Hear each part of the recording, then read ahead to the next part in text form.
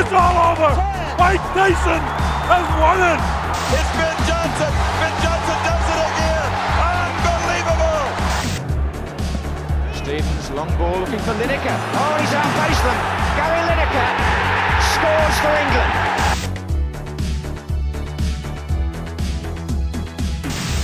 Hi guys, and welcome back to my channel, and welcome back to the 80s. I managed to find some Ilford, well I wasn't even looking for a roll of Ilford 120 film from the 80s, but I was having a little browse in an antique shop and looking at the cameras, and on the side was this old film of Ilford Pan F from 1988. So that's 30 years old. So I said to the bloke, how much do you want for that, mate? He says, nah, just give us a couple of quid. I bit his arm off for it. I thought, great, I'll have some of that. And I've never done an unboxing video before. That was my first unboxing video, which was unboxing the Pan F50.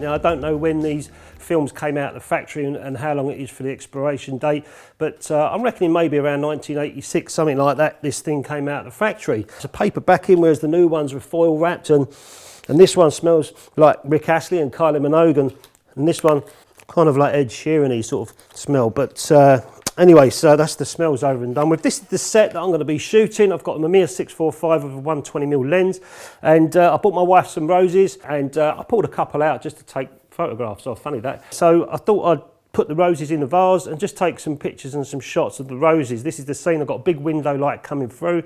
I've got a silver reflector here. I've got a small LED light. Just going to bounce a little tiny bit of light over this side. And if you follow my Instagram, you'll notice that I put a picture up of this as well on Instagram. And I've got some interesting comments from people on how to shoot that film. Now, the old rule of thumb is, what I understand is, you're overexposed by one stop for every 10 years the film is. So in this case, it's 30 years old. That would be overexposing by 3 stops, because apparently the emulsion on these films deteriorate over the years. And so, you know, you just got to give it a bit more boost and a bit more light. And another person said shoot half a stop for every 10 years it's expired by. Another guy on Instagram called Cruno, he said just go and shoot it at box speed. What's the point in trying to compensate for the exposures? You may as well go and buy a brand new film and shoot that instead. Now, the last video I did on the Ilford Pan F, I shot it at an index exposure of 50, but people were saying it's best to shoot at 25. So that's what I'm going to do with this, with both of them. I'm going to shoot them at 25, meter for 25, and I'm going to be shooting I'm going to be shooting a series of 4 shots on the roses. So one's going to be normal metering, one's going to be +1 stop, +2 and +3 stops. From what people say, +3 stops is going to be where it sits. But it'd be interesting just to see the variation between the 4 frames. And then I'm going to change the background and do exactly the same again. And then after that, I'm going to shoot the new Pan F50 as well, exactly the same way. And just put the 2 legs side by side and see what happens after that. Go and develop, hopefully make a print as well, a decent print. Postman's come. George! Shut it. Good boy. You can see, so this is my setup. The background is just a normal blind that you'd buy in a home store for a window, and I've got it up between 2 stands. I use these blinds for portraits and all sorts of other stuff. I've got a white one and this dark blue one as well.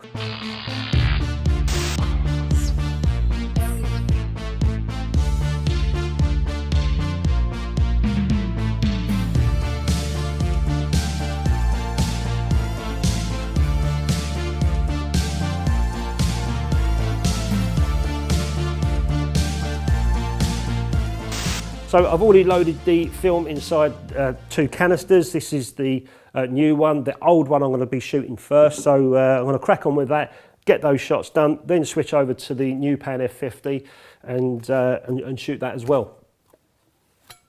Okay, so I'm all now ready to shoot the series of shots with the Mamiya. The first film I've got in is the 1988 Pan F. And I've already done some metering, and I'm shooting at 5.6 aperture. And my shutter speed for normal exposure, normal metered exposure at 25 ISO. It's rated at 50, but people say rate it at 25, so that's what I'm going to do. So my first normal exposure is going to be 1/4 of a second.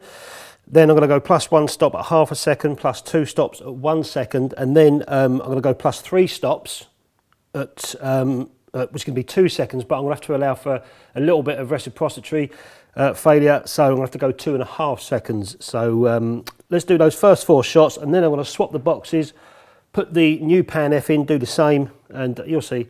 And I hope you like that little tiny bit of retro 80s music that I found. It's coming direct off my Walkman.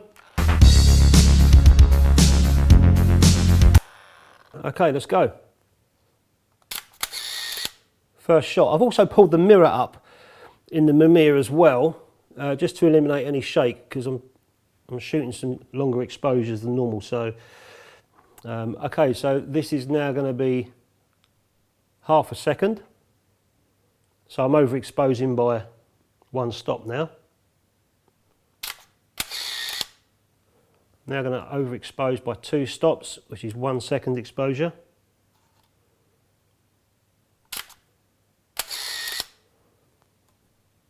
And the last one is going to be 2.5 seconds. So I'll have to count this one in bulb mode. 1, 2. It should have been 2.5 seconds, I think it was. I'm going to just take one more at 3 seconds just to be on the safe side. 1, 2, 3. Okay, I'll take the back off, put the plate in.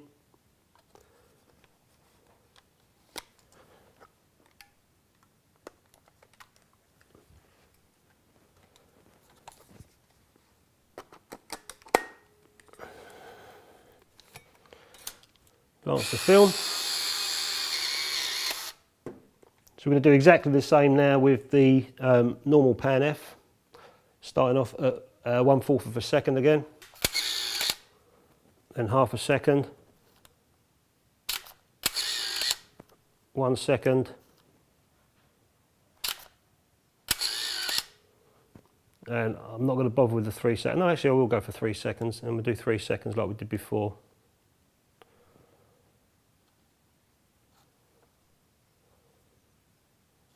That's 1, 2, 3. Put the 1988 film back in and change the background over.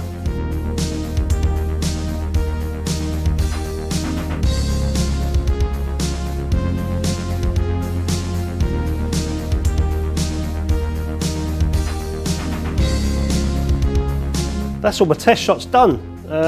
So I've now, what's that, 8 or 9 shots each one. I've probably got about 6 shots in each can to play around with, so I'm just going to burst them off randomly, but these are the shots that I'm interested in. Next stage, get into the development and see what we can do.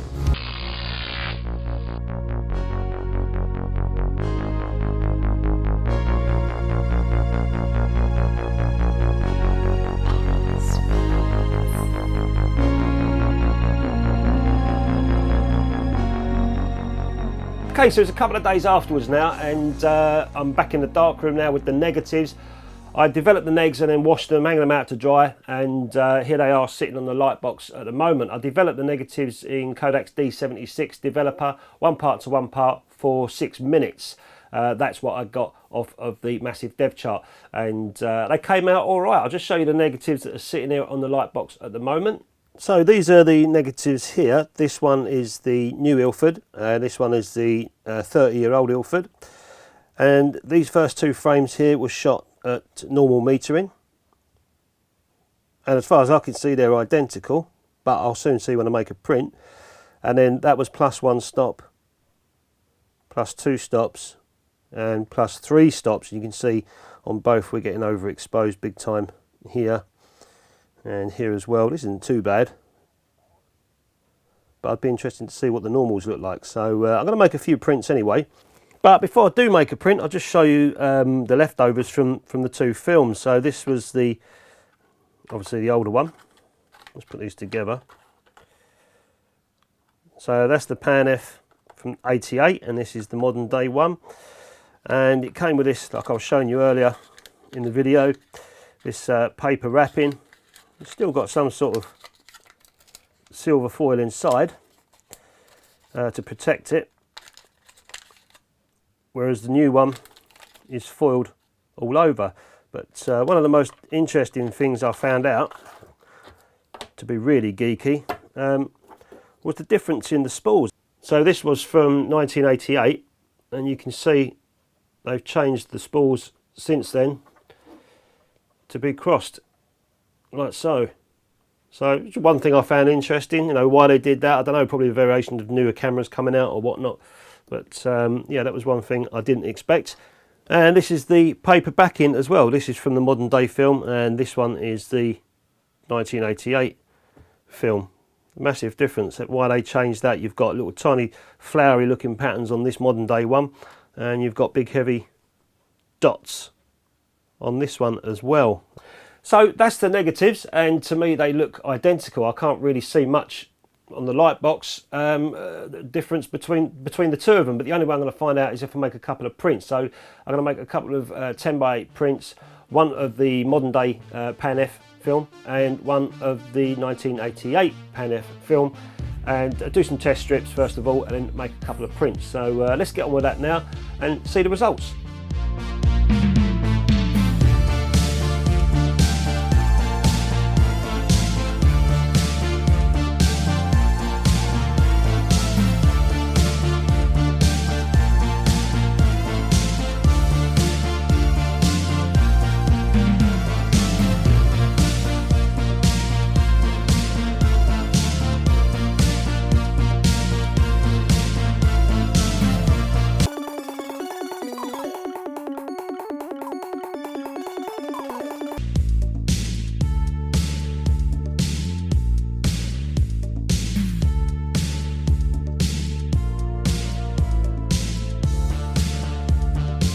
So I've just done my first test strip, and I'm quite happy with 9 seconds, but I'm going to do a little bit of split grading just to deepen the blacks and bring the whites out a bit more.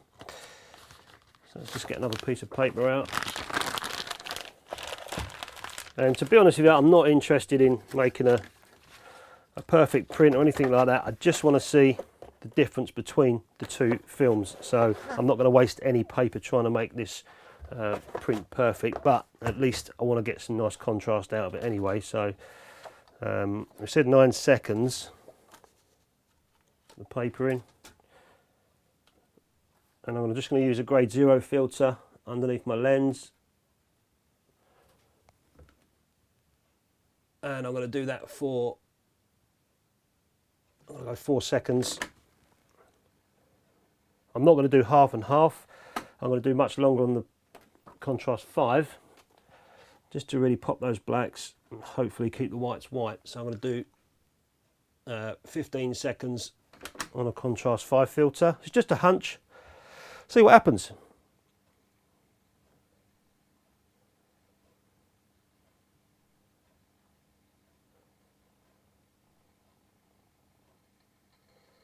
Okay, let's develop this. So I'll let that develop for about a minute, then stop, then fix, and we'll have a look.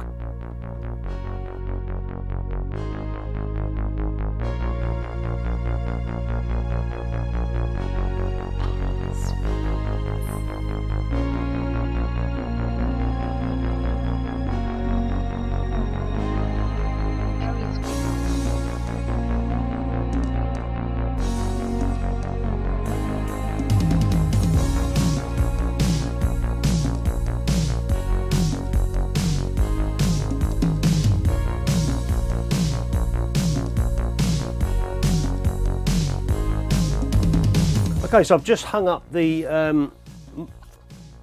brand new Pan F negative, and I've just dusted off the 1988 one, and that's the one I'm going to print.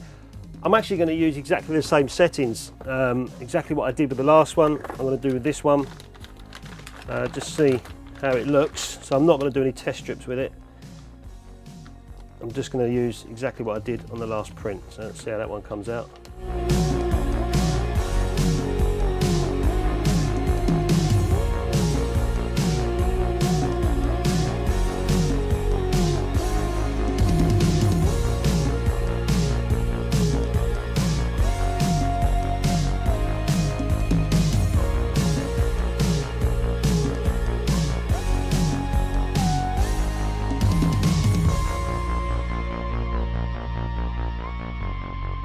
So while those prints are drying, I've made a contact print of the two negatives. Now this is the modern day Ilford Pan F, and this is the 1988. This was the two photographs that I metered normally. This was 1 stop overexposed, 2 stops overexposed, 3 stops overexposed, and this is where most people say it should be. Is they say 1 stop for every decade that the film has aged. So bear in mind this is 30 years, that's 3 decades, so 3 stops and it's overexposed. If we go back to the normal metering, you can see here's the 88 and here's the modern day. This is slightly, very slightly lighter than this one. Now that could have been, because it's window light, that possibly could have been the clouds less heavy maybe, but I'm not sure, but they're very similar. So that was quite a fun experiment to do. I managed to find that 1988 Pan F50 in an antique shop, and although it smelt a little bit like Kylie Minogue and Rick Astley, I managed to get a couple of decent prints out of it. In fact, putting it side by side with today's Ilford Pan F50, that one from 1988 has stood up pretty well. As you could see, the two prints that I made, this one was from the modern day, or the brand new Ilford that I bought, brand new Ilford film, and that one is 30 years old, and there's hardly any difference whatsoever, and they were both metered normal exposure. I didn't adjust, I didn't account for any compensation for the old rule of 1 stop every decade stuff. I just shot it as normal, and I've got identical results, and you've seen the contact strip as well. That's not to say that any other film that you get HP5 or FP4s from decades ago, or whatever they were called back then, is going to play differently. I don't know, maybe this is a 50 ISO film and it reacts differently than a 400 ISO film would. I really wouldn't know until I got hold of a film and add a little play and experiment. But for me personally, I've had a dabble with this in the darkroom, so in future if I do find an older Pan F50 film from Ilford, I'll just go and shoot it normally, meter normally, and expect to get a decent result. Hello? Oh yeah, I forgot to mention that. I'll mention that right now. Yeah, I've got to go because the battery's going and I can hardly hear you, there's no signal. All right, see ya. That's my mate Johnny from 1988. He said, don't forget also, it's how the film's stored. I don't know how this film has been stored. It may have been in a freezer and ended up in that antique shop a few days ago. Who knows? It could have been in that antique shop in different humidities for years. So I suppose also it's a case of how the film was stored as well. But it's all fun to play around with. You know, go and grab yourself an expired roll of film and have some fun with it. That's what it's about at the end of the day. So anyway, guys, I hope you liked the video, and I hope you've learned a little bit from it. I certainly have. Thanks to all the subscribers, the likes, the comments, and if you've got any comments about this video or your experiences with expired film, stick it in the comments below for everyone else to read, and also myself as well. So until next time, thanks a lot. I'll see you later.